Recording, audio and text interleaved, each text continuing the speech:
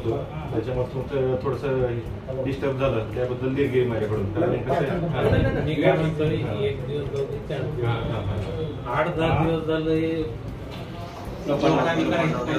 नाही. काय बघा, आता याच्या अगोदरचं जे होतं, तुम्ही हे 8 दिवसाच्या अगोदर बघितलं असाल, कसलं सप्लाय कुठला जात नव्हता, काय नव्हतं. थोडं ऊन वारा पाऊस झालं, पावसाळ्याच्या सुरुवातीच्या दिवसांमध्ये आमची सिस्टम जरा स्टेबल व्हायला वेळ गेले.